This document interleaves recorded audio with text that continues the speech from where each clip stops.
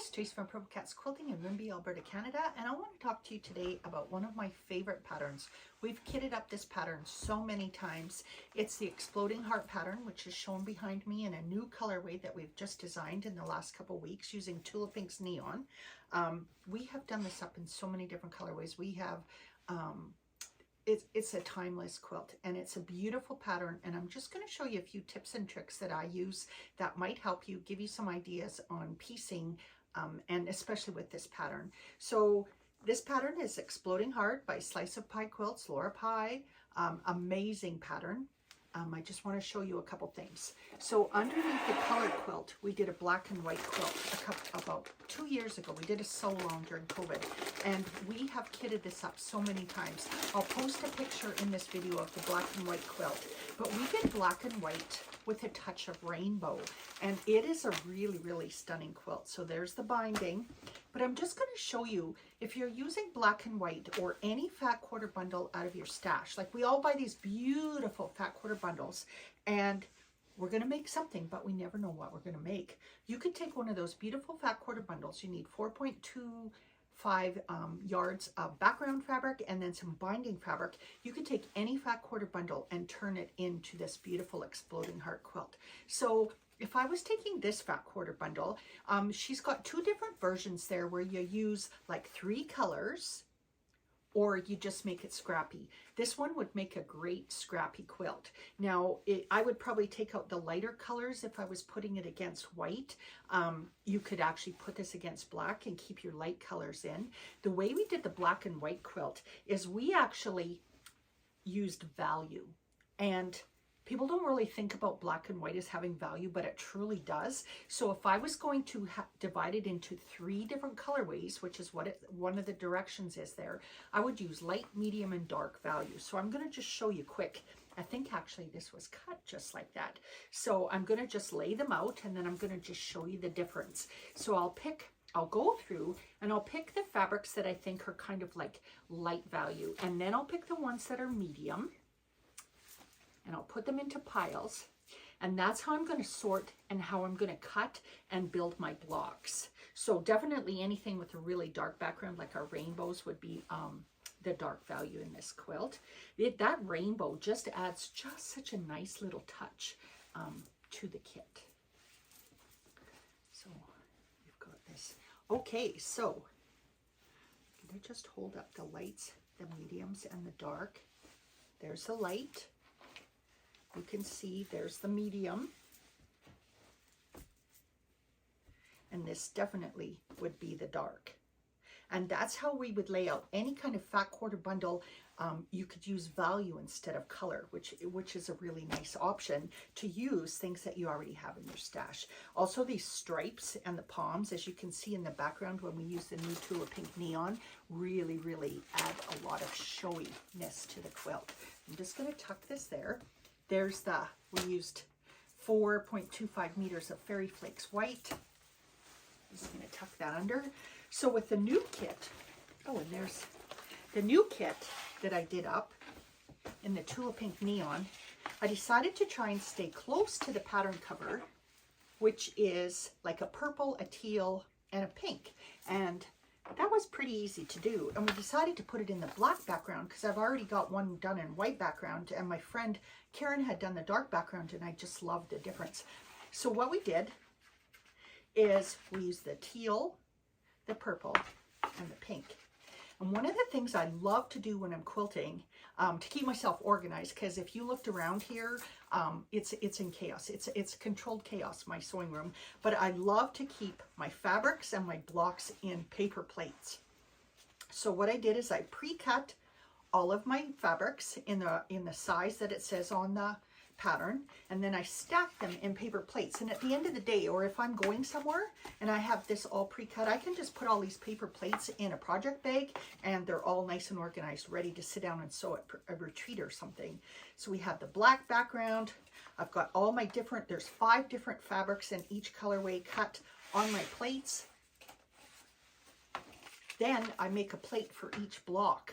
So as I'm building them, I have them on the plate. So there's block A labeled. Here's block B. So there's a sample of block B. Block C, I'm just going to make here in front of you to show you a couple tips and tricks. Block D, so you have all these different blocks. Block E and block F. And that one pretty, look at that beautiful neon in there. So now I make all my blocks, I have them on the plate.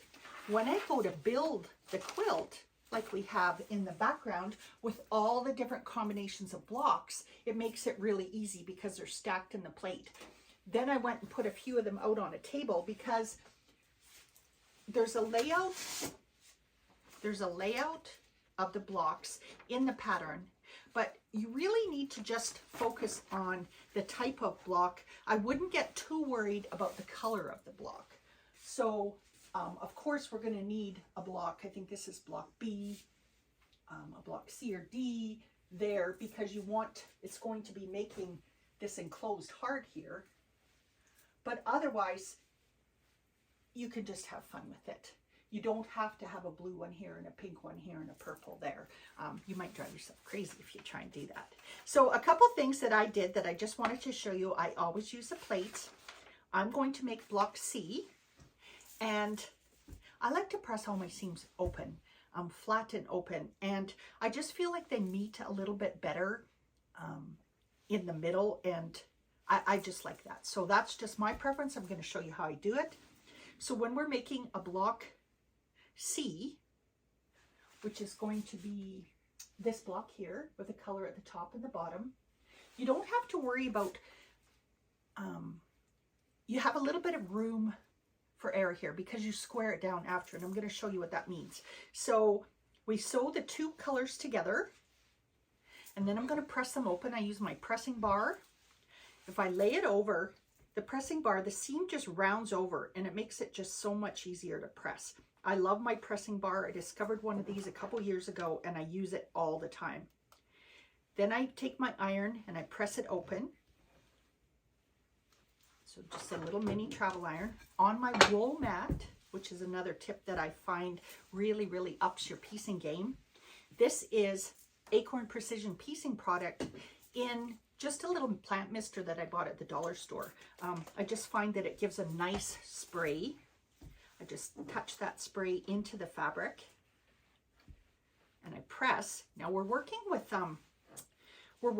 bias binding. Bias binding, it means that all of these are on an angle and they could really, really stretch. The first thing I did before I even cut out all my fabric is I pressed all my fabric with a lot of Acorn pressing. You can use Best Press 2, something to stabilize my fabric. You really will get a really nice block if you use lots of starch. You can see that there's a lot of substance to that block already, and look at it, it helps prevent fraying of your seams also.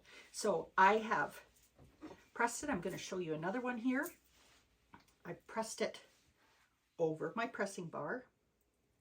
If you have a seam roller, Violet Crest seam roller, you could use that. I love this though. So I press it open.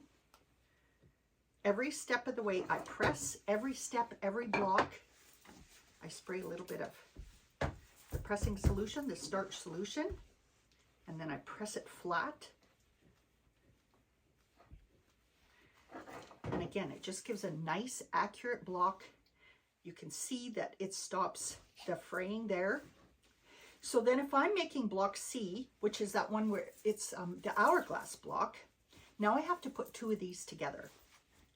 So I'm going to draw a line on one of them and I'm going to sew down the middle. What I want to make sure I check before I sew is that when I open it up, I really am going to get an hourglass block, because the way that you put these together and sew determines what your final block will look like. So another thing that I like to do, because I press them open, is I lay those seams on there. I use my pin. It's almost like the hang pin method Jaybird Quilts does. I stick it in the top. I make sure it goes through the seam at the bottom. And I just do a little bit of maneuvering if it doesn't. And then I take the pin, I go through the back, and then I bring it up to the top. Like that. Then I will do my seam, which I've already done on this one. So I've sewed both sides of the middle line. There's my middle line. I'm using black thread too because it doesn't show as much. I started out with a silvery color and I didn't like how it showed, so I pulled it out and started sewing in black. Then again, I'm going to just double check my block before I cut it to make sure it is the hourglass that I want. I will take it over. I've already pressed this because that's another step I do almost every time is I press it. Now I'm going to cut on the line that I sewed.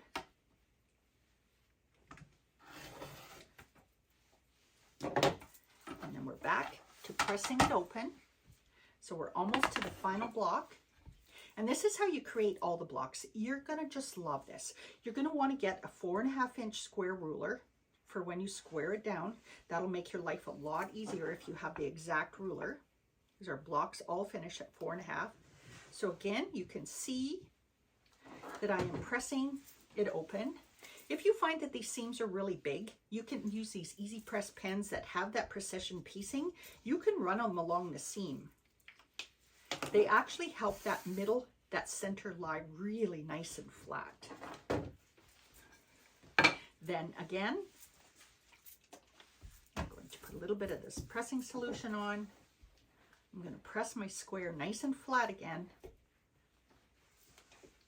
So you can see that my square has a lot of texture, a lot of starch in it. Then I'm going to take one of these Sue Daily cutting mats, and this is about the 10-inch size, and they're on back order right now. I've been trying to get some more in. They'll go back on our website when we can get them. They run on wheel bearings, and so they're really, really nice for rotating. If you don't have one of these, before I had this, I just used a small square cutting mat that I just flipped around on my desk. But these really are nice when you're squaring down hundreds and hundreds of blocks. I have the Tulip Ink ruler, 4.5-inch square, and I want to show you what's really nice about that. Is that there is the crosshairs, the angles in the middle, and that's going to fit on my block almost perfect. So I line it up with my cutter, and I'm going to trim it down 4.5. So I'm going to trim one side, and then I'm going to rotate my mat without lifting or moving it, which is really, really nice, because whenever you lift and move, that's your margin of error. As my son-in-law Brad would say, that's your margin of error every time you move something. So I get this beautiful, nice, clean, crisp block. Now that's going to go into my block C pile on my paper plate. I'll make as many as it says, and then I'll go on to the next block. So I think that's everything I wanted to share with you. Just on the, make sure that you use some starch on your fabric before you cut. Make sure you check your measurements of your blocks, that you're cutting the right size. Another thing that I do on my quilt is I add just a small border. So you could add a 1-inch, a 2-inch border just around to the outer edge after you're all done if you have enough background fabric. It's something I like to do because then it lets my points float. It makes my heart float into the background. So I hope that you've got some tips and tricks from this video. Like, comment, and share. I'd love to see pictures of your exploding heart. Hashtag them exploding heart and Slice of Pie Quilts, Purple Cats Quilting. Have a great day.